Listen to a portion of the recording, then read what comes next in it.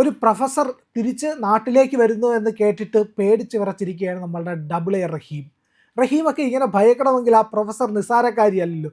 പണ്ട് SFIക്കാർ ഇത്തിരി വിരണ്ട് ഓടിയ ആളാണ്, വിരട്ടി വിജയലക്ഷ്മി ഓടിച്ചു. മാഡത്തിനെ കുറിച്ചായിരിക്കും അതെ പറയുന്നത് അല്ലേ? അതെ വിജയലക്ഷ്മി മാഡം ടെക്സാസിൽ അവിടുത്തെ ഒരു യൂണിവേഴ്സിറ്റിയിൽ അതെ പഠിപ്പിച്ചുകൊണ്ടിരിക്കുകയായിരുന്നു. വളരെ ആർട്ടിക്കുലേറ്റ് ആയിട്ടുള്ള, വളരെ കുട്ടികളെ അധികം സ്നേഹിക്കുന്ന ഒരു വ്യക്തിയായിട്ടാണ് ഞാൻ മനസ്സിലാക്കിയിട്ടുള്ളത്. ശരിക്കും പറയുകയാണെങ്കിലുണ്ടല്ലോ, ഈ ഡബിൾ എ റഹീമൊന്നും ഡിസേർവ് ചെയ്യുന്നില്ല. അങ്ങനെ നല്ല വിവരവും വിദ്യാഭ്യാസവുമുള്ള പ്രൊഫസർമാർ ഇവർ ഡിസേർവ് ചെയ്യുന്നില്ല എന്ന് മനസ്സിലാക്കണം. കാരണം ഇവരുടെ കൂടെ നടക്കുന്ന എല്ലാവരും വാഴക്കൊല കേസുകൾ പോലത്തെ ചിന്താ ജെറോമിനെ പോലെയും, അല്ലെങ്കിൽ ഇവരുടെ തന്നെ സഖാക്കന്മാരുടെ ഭാര്യമാരൊക്കെയാണല്ലോ ഓരോ PhD ഒക്കെ എടുത്ത് അവിടെ ഇവിടെയൊക്കെ അനധികൃതമായിട്ട് കയറിയിരിക്കുന്നത്. നമ്മൾ പറയുകയാണ്, ഇതെല്ലാം തന്നെ VD സതീശൻ്റെ മിനിസ്ട്രി അന്വേഷിക്കണം. ഈ കഴിഞ്ഞ 10 വർഷത്തിനുള്ളിൽ നടന്നിരിക്കുന്ന നിയമനങ്ങൾ, ഹൈ ഗ്രേഡ് നിയമനങ്ങളൊക്കെ അന്വേഷിക്കണമെന്നുണ്ട്. വിജയലക്ഷ്മി മാഡത്തിനെ കുറിച്ച് പറയുകയാണെങ്കിൽ, കഥ അറിയാമോ? ഞാൻ യൂണിവേഴ്സിറ്റി യൂണിയൻ ചെയർമാനായിരുന്നു. അവിടെ ഒരു വലിയ ഓഫീസൊക്കെ ഉണ്ട് കേട്ടോ. യൂണിവേഴ്സിറ്റി സ്റ്റേഡിയത്തിന് തൊട്ടപ്പുറത്ത് കേരള യൂണിവേഴ്സിറ്റി സ്റ്റുഡൻറ് സെൻറ്റർ എന്നും പറഞ്ഞൊരു വലിയ ഓഫീസൊക്കെ ഉണ്ട്. ഞാൻ അതിൻ്റെ മുമ്പിൽ കൂടെ പോകുമ്പോഴൊക്കെ ചിലപ്പോൾ അവിടെ കയറാറുണ്ട്. ആ സമയത്ത് തന്നെ ഇപ്പോഴും അതൊരു നല്ലൊരു ഒന്നൊന്നര കെട്ടിടം തന്നെയാണ്, ഒരു ഒന്നൊന്നര പദവിയുമാണ്. ഞങ്ങളൊക്കെ പഠിക്കുന്ന സമയത്ത് ഒരു വലിയ പദവിയാണ്. അന്ന് കാലിക്കട്ടും കേരളയും മാത്രമേ ഉള്ളൂ. മഹാത്മാഗാന്ധി, കണ്ണൂർ, സംസ്കൃതം അങ്ങനത്തെ യൂണിവേഴ്സിറ്റികളൊന്നുമില്ല. അപ്പോൾ ഈ കേരള യൂണിവേഴ്സിറ്റി യൂണിയൻ എന്ന് പറഞ്ഞാൽ ഇപ്പോൾ കോട്ടയം വരെ മഹാത്മാഗാന്ധിയാണ്. കൊല്ലം, പത്തനംതിട്ട അങ്ങനത്തെ ഒരു 3-4 ജില്ലകൾ ചേർന്നിട്ടുള്ളതാണ് കേരള യൂണിവേഴ്സിറ്റി എന്ന് പറയുന്നത്. മാഡം അവിടുത്തെ സ്റ്റുഡൻസ് യൂണിയൻ ഡീൻ ഉണ്ടായി. ഞാൻ ഇരിക്കുന്ന സമയത്ത് രാജേന്ദ്ര പ്രസാദ് എന്ന് പറഞ്ഞൊരു സാറൊക്കെ ആയിരുന്നു കേട്ടോ. നമ്മളെല്ലാ കാര്യത്തിലും അവർ സപ്പോർട്ട് ചെയ്യും. നമുക്കത്രയും ലോകപരിചയമില്ലല്ലോ. ഒരു 22 വയസ്സ് വരെയൊക്കെ സാധാരണഗതിയിലുള്ളൂ. പിന്നെ പഠനം തൊഴിലാക്കി യുവജന പ്രസ്ഥാനങ്ങൾക്കൊപ്പം നിൽക്കുന്ന ചേട്ടന്മാർ, ഡബിൾ എ റഹീമിനെ പോലെ ഒക്കെ ഉള്ളവർ 28 വയസ്സിലോ എവിടേക്കിലൊക്കെ പഠിച്ചുകൊണ്ടിരിക്കുമായിരിക്കും. അപ്പോൾ അവർക്ക് യൂണിവേഴ്സിറ്റി യൂണിയനിൽ സാരഥികളായിട്ട് വരാൻ പറ്റും. ഇപ്പം മരിച്ച ഡിജോ കാപ്പനൊക്കെ ഞാൻ അങ്ങനെ പരിചയപ്പെട്ട വ്യക്തികളാണ് കേട്ടോ. അദ്ദേഹം ജനറൽ സെക്രട്ടറി ഒക്കെ ആയിരുന്നു. അപ്പം വിജയലക്ഷ്മി മാഡത്തിലേക്ക് വരികയാണെങ്കിൽ അത് പറഞ്ഞ് പറ്റൂല, 5 പൈസ മുക്കാൻ പറ്റൂല. ഇവരൊക്കെ വരുന്നത് തന്നെ എന്തെങ്കിലും മുക്കാനാ, അതെ അതെ എന്തെങ്കിലും സ്വന്തമായിട്ട് എടുക്കാൻ പറ്റുമോ, അല്ലെങ്കിൽ അതിൽ കൂടെ നമുക്ക് കുറച്ച് പൈസ ഉണ്ടാക്കി എന്തെങ്കിലും ഒരു ഇൻവെസ്റ്റ് ചെയ്യാമെന്നൊക്കെ വിചാരിച്ചിട്ടാണ് യുവജന സംഘടനകളിൽ വരുന്നത് പലരും കേട്ടോ, എല്ലാവരും ഞാൻ പറയുന്നില്ല. അപ്പോൾ ഈ ഡബിൾ എ റഹീമിൻ്റെ നേതൃത്വത്തിൽ മാഡത്തിനെ ശരിക്കും വളഞ്ഞു. മാഡം അത് നടക്കൂല. ഈ നമുക്ക് വരുന്ന സ്റ്റുഡൻസ് യൂണിയനിലേക്ക് വരുന്ന ഫണ്ട് മുഴുവൻ ഓഡിറ്റ് ചെയ്ത് കൃത്യമായി ചിലവഴിച്ചിട്ടുണ്ടോ, അതിൻ്റെ ബില്ലുകൾ സഹിതം അല്ലെങ്കിൽ വൗച്ചറുകൾ സഹിതം ഒപ്പിട്ട് കൊടുത്താൽ മാത്രമേ അവർക്ക് മുന്നോട്ടുള്ള ഒരു ഇതുള്ളൂ. അല്ലെങ്കിൽ അവരുടെ പെൻഷനെ വരെ ബാധിക്കുന്നതാണ് വിജയലക്ഷ്മി മാഡം പറഞ്ഞിട്ടുള്ളത്. എല്ലാം ക്ലിയർ ആയിട്ട് പോയാലല്ലേ അവരുടെ പെൻഷൻ ആകുമ്പോൾ അക്കൗണ്ട് ക്ലോസ് ചെയ്താലേ പെൻഷൻ കിട്ടുള്ളൂ. പെൻഷൻ കിട്ടാത്ത എത്രയോ അധികം ഉയർന്ന ഉദ്യോഗസ്ഥന്മാരുണ്ട്. ആരെങ്കിലും ഒരു ചൂണ്ട് വെച്ചാൽ മതി, ഒരു കോലിട്ടാൽ അതോടെ അവരുടെ പെൻഷൻ, അതായത് പിന്നത്തെ ജീവിതത്തിലേക്ക് പോകുമ്പോൾ അവർക്ക് ജീവിക്കാനുള്ള വകയില്ലാണ്ടാവും. അതാണ് ഡബിൾ എ റഹീം ഉദ്ദേശിച്ചത്. പക്ഷെ അദ്ദേഹം കാണിച്ചത്, പ്രിയൻ, എനിക്ക് പറയാൻ ബുദ്ധിമുട്ടുണ്ട്, പ്രിയൻ തന്നെ പറയാം, എന്താണ് ആ വിജയലക്ഷ്മി അതായത് ഈ മാഡത്തിനോട് ചെയ്തത്? ടീച്ചറിന്റെ ചെവിയിൽ ചെന്നിട്ട് കെട്ടാലിറക്കുന്ന തെറികളാണ് ഈ അതാ SFIക്കാർ ഞാൻ വിളിച്ചത്. പറഞ്ഞ എനിക്ക് പറയാൻ പറ്റൂല എന്ന്. അതൊരു പ്രിയന് പോലും പറയാൻ പറ്റുന്നില്ല. ഭയങ്കര ബുദ്ധിമുട്ടാണ്. കാരണം എന്ന് പറഞ്ഞാൽ ഒരു അമ്മയാണ് ഇത്, ഒരു അധ്യാപികയാണ്. അധ്യാപികയാണ്. അധ്യാപിക എന്ന് പറയുമ്പോഴത്തേക്ക് അധ്യാപകനാണെങ്കിൽ നമുക്ക് പിന്നെ അധ്യാപകൻ ഒറ്റ വാക്കിൽ നിർത്താം. അധ്യാപിക ഒരിക്കലും അധ്യാപികയായിട്ട് മാത്രം ഇരിക്കുന്നില്ല. മാതാ, പിതാ, ഗുരു.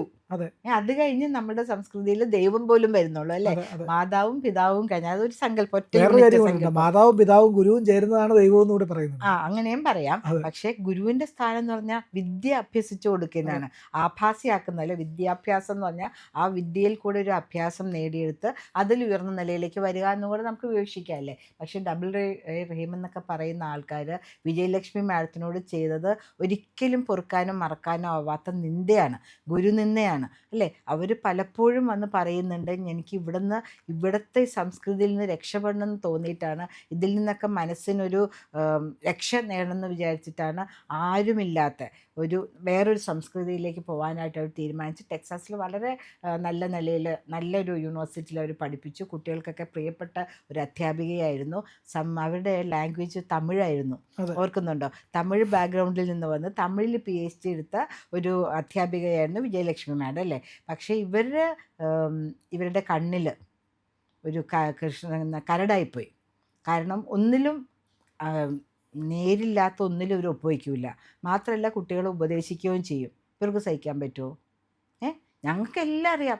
സർവജ്ഞ പീഠം കയറിയ ശങ്കരാചാര്യരുടെ നാട്ടിൽ നിന്നുള്ള ആൾക്കാരല്ലേ. അപ്പോൾ എല്ലാവരും സർവജ്ഞ പീഠം കയറിയിരിക്കുക. എന്തിനാ ഞങ്ങൾക്ക് ഗുരു? ഞങ്ങൾ തന്നെ എഴുതും. അപ്പം അത് വാഴക്കൊല എന്നാവും, തെങ്ങും കൊല എന്നാവും. അത്രയല്ലേ ഉള്ളൂ, വേറെ വ്യത്യാസമില്ല. എല്ലാം കൊല തന്നെയല്ലേ എന്താണെങ്കിലും. അതാണ് ഇവരുടെ ഒരു മനസ്സിൻ്റെ ചിന്ത. അപ്പോൾ വിജയലക്ഷ്മി മാഡം മടങ്ങി വരികയാണ്. അപ്പം നമുക്ക് പറയാമല്ലേ, വി.ഡി. സതീശനോട് അല്ലെങ്കിൽ വിദ്യാഭ്യാസ മന്ത്രിയോട് പറയാം, അധ്യാപകർക്കിടയിൽ നടന്നിരിക്കുന്ന, അധ്യാപകരെ ഇവരെത്രമാത്രം മോശമായിട്ട് ചിത്രീകരിച്ചിട്ടുണ്ട്. അവരുടെ മനസ്സിന് എന്തുമാത്രം അശ്ലീലം പറയാമെന്ന് പറഞ്ഞാലും അതും ഒരു കേസിന് ആധാരമായ കാര്യമാണ്. അവരെ പുറത്തു പോകാൻ സമ്മതിക്കാണ്ട് അവിടെ പിടിച്ചിരുത്തി എന്ന് പറഞ്ഞാൽ അതും ഒരു കാര്യമാണ്. പാലക്കാട് വിക്ടോറിയ കോളേജിലല്ലേ സരസു മാഡത്തിന് കുഴി വെട്ടിയത്? കുഴിമാട അവർ റിട്ടയർ ചെയ്യുന്ന സമയത്ത് ആലോചിച്ച് നോക്കൂ. സ്വന്തം അധ്യാപികയ്ക്ക് കുഴിമാടം ഒഴുക്കുക എന്ന് പറയുകയാണെങ്കിൽ അവർക്ക് കൊടുത്ത വിദ്യയൊക്കെ അവരാ കുഴിമാടത്തിലിട്ടു എന്നല്ലേ മനസ്സിലാക്കേണ്ടത്. എന്നിട്ട് ഇവർ പറയും ശവകുടീരങ്ങൾ കരയാറില്ല എന്ന്. ഓരോരുത്തരെ ഒന്നിൻ്റെ ഉള്ളിൽ തള്ളിയിട്ടിട്ട് ശവകുടീരങ്ങൾ കരയാറില്ല എന്ന് പറഞ്ഞുകൊണ്ട് കിടക്കും. പോയി നോക്കുന്നേ മഹാരാജാസ് കോളേജിൽ, അവിടെ എഴുതി വെച്ചേക്കാൻ ഞാൻ എൻ്റെ കണ്ണാലെ കണ്ടതാണ്, ശവകുടീരങ്ങൾ കരയാറില്ല എന്ന്. ആ സരസു മാഡം ഇപ്പോഴും അതിൻ്റെ വിഷമം, സ്വന്തം കുട്ടികളാണ് ചെയ്തിരിക്കുന്നത്. ഒരു അധ്യാപിക എന്ന് പറഞ്ഞാൽ സ്വന്തം മക്കളെ പോലെയാണ്. എത്രയോ മക്കളുള്ള ഒരു പുണ്യ ജന്മമാണ് ഒരു അധ്യാപകൻ്റെയും അധ്യാപികയുടെ, അല്ലേ? സാധാരണക്കാർക്ക് 2 3 അത്രയോ കുട്ടികളൊന്നും ഇല്ലാണ്ട് ഇവർക്ക് ലക്ഷക്കണക്കിന് കുട്ടികളാണ് ഇവർ നോക്കുന്നതും അവരുടെ കാര്യങ്ങൾ അവരെ ഒരു ഉയർന്ന ജീവിതത്തിലേക്ക് ഉയർത്തിവിടുന്നതും ചെയ്യുന്നത്. അപ്പോൾ സരസു മാഡത്തിൻ്റെ ഉൾപ്പെടെ ഏതൊക്കെ വിജയലക്ഷ്മി മാഡം ഇപ്പോൾ തിരിച്ചു വന്നു. അപ്പോൾ നമുക്ക് അവരുടെ വിവരങ്ങൾ കളക്ട് ചെയ്യാനായിട്ട് ബുദ്ധിമുട്ടില്ല. സരസു മാഡം ഓൾറെഡി കേരളത്തിലുണ്ട്. ഏതൊക്കെ കേസുകൾ ആ സമയത്ത് രജിസ്റ്റർ ചെയ്തിട്ടുണ്ടോ ആ കേസുകളെല്ലാം തന്നെ നിയമത്തിൻ്റെ വഴിയിൽ കൊണ്ടുവരണം. നിയമാനുസൃതമായി ആർക്കൊക്കെ ശിക്ഷ കിട്ടണമോ, ഒരു അധ്യാപിക അല്ലെങ്കിൽ എന്താണ് അവർക്കൊരു പരാതി ഇല്ല എന്നൊക്കെ അവർ പറഞ്ഞേക്കാം. പക്ഷെ അങ്ങനെയല്ല, ഇനി ഇത് ആവർത്തിക്കരുത്, അല്ലേ? കുട്ടികൾ നേരായ കാര്യത്തിനാ ചെയ്യണമെങ്കിൽ ഇറ്റ്സ് ഓക്കെ. പക്ഷേ ഇവരെ ഒപ്പിട്ട് കൊടുക്കില്ല, ഇവർ കള്ളക്കണക്കണ് കൊണ്ടുവരുന്നു. അതൊക്കെ ഞാൻ കണ്ണടച്ച് എന്താണ് ഫയൽ കയറ്റിക്കൊള്ളണം, ഗവൺമെൻറ്റിലേക്ക് ഫോളോ ചെയ്യണമെന്ന് ആരും പറയില്ല. ഗവൺമെൻറ്റിൻ്റെ പൈസ എന്ന് പറഞ്ഞാൽ നമ്മളുടെ ഈ കുട്ടികളുടെ ഉൾപ്പെടെയുള്ള പൈസയാണെന്നേ. വേറൊരു സന്ദർഭത്തിൽ ഒരാൾ എന്നോട് നിങ്ങൾക്ക് എന്താ കുഴപ്പം, അത് എന്താണ് ഗവൺമെൻറ്റിൻ്റെ പൈസയല്ലേ? നമ്മൾ എക്സാക്ട്ലി എൻ്റെ പൈസയാണെങ്കിൽ ഞാൻ എവിടെ വേണമെങ്കിലും ഒപ്പിട്ട് തന്നേനെ. ഞാൻ അധ്വാനിച്ചുണ്ടാക്കുന്ന കാശാണെങ്കിൽ ഞാൻ എവിടെ വേണമെങ്കിലും ഒപ്പിട്ട് തന്നേനെ. നിങ്ങൾക്ക് എത്ര വേണം തന്നേനെ, 10,000 രൂപ എന്നുള്ളത് 20,000 തന്നേനെ. പക്ഷേ ഇത് ഗവൺമെൻറ്റിൻ്റെ പൈസയാണ്. ഓരോ പൈസയ്ക്കും ഞാൻ കൂടെ ഉത്തരവാദിത്തമാണ്. എന്നോട് തിരിച്ചും കൂടെ ചോദ്യം വരുത്. അതേ വിജയലക്ഷ്മി മാഡം പറഞ്ഞുള്ളൂ, നിങ്ങൾക്ക് ആവശ്യപ്പെട്ട എന്ത് വേണമെങ്കിലും ചെയ്തോളൂ. മുട്ടായി മേടിച്ചോളൂ, കമ്പിത്തിരി മേടിച്ചോളൂ, ഡ്രസ്സ് മേടിച്ചോളൂ, അതിനൊക്കെ വൗച്ചർ കൊണ്ടുവരൂ, ബില്ല് കൊണ്ടുവരൂ. അല്ലാണ്ട് ചുമ്മാ 10,000 രൂപ അങ്ങോട്ട് താ മാഡം എന്ന് പറഞ്ഞാൽ കൊടുക്കാൻ പറ്റുമോ? അവർ കൊടുക്കാൻ തയ്യാറായിരുന്നു, അവർ ശമ്പളത്തിൽ നിന്ന് എവിടെ നിന്നോ. പക്ഷേ സ്റ്റുഡൻസ് യൂണിയന് നീക്കി വെച്ചിരിക്കുന്ന ഫണ്ടിൽ നിന്നും കൊടുക്കുകയില്ല എന്ന് മാത്രമേ അവർ പറഞ്ഞുള്ളൂ. അതിന് അവർ എത്ര മാത്രമാണ് ഇവർ ദ്രോഹിച്ചത്. അപ്പൊ മാഡം തിരിച്ചു വരൂ, ഞങ്ങളൊക്കെ ഇവിടെ ഉണ്ട് മാഡം. റഹീമിനൊക്കെ വാതുറക്കാൻ പറ്റൂല. കാരണം ഭരിക്കുന്നത് ഇപ്പൊ പിണറായി സഖാവിന്റെ നേതൃത്വത്തിലുള്ള ചോട്ട ഗുണ്ടാസ് അല്ല ഭരിക്കുന്നത്. ഇപ്പൊ ഭരണം മാറി അവർക്ക് 16 ഗുണ്ടകൾ തിരുവനന്തപുരത്തുള്ള പ്രധാനപ്പെട്ട എല്ലാ ജയിലിലും കിടക്കുന്നുണ്ട്. ചിലപ്പോൾ ഭാഗ്യമുണ്ടെങ്കിൽ നമ്മുടെ റഹീമിക്കൊക്കെ അവിടെ പോയി കിടക്കാൻ കൂട്ടുകാരന്മാർക്ക്. മാത്രമല്ല ഇപ്പൊ ശമ്പളം കൂട്ടിയില്ലേ, 700 രൂപ 600. ഗംഭീര ചിക്കൻ ചപ്പാത്തിയൊക്കെ നല്ല മട്ടൺ ഫിഷ് അതൊക്കെ വീട്ടിൽ പോലും കിട്ടൂല. അപ്പോൾ ഒരു 1,500 രൂപയുടെ ഭക്ഷണവും പിന്നെ 675 രൂപയോളം ശമ്പളവും കൂടെ ഇപ്പൊ 1,200 രൂപയോളം വരുമാനമായില്ലേ.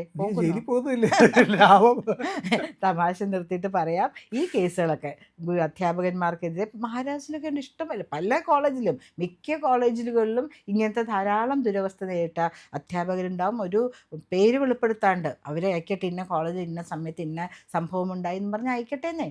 നമ്മളൊന്നും അറിയണമല്ലോ. നമ്പർ 1 കേരളത്തിൽ എന്തൊക്കെയാണ് നമ്പർ 1 അല്ലാത്ത കാര്യങ്ങൾ നടത്തുന്നതെന്ന് അറിയാനും സാക്ഷര കേരളം കാതോർത്തിരിക്കുന്നു.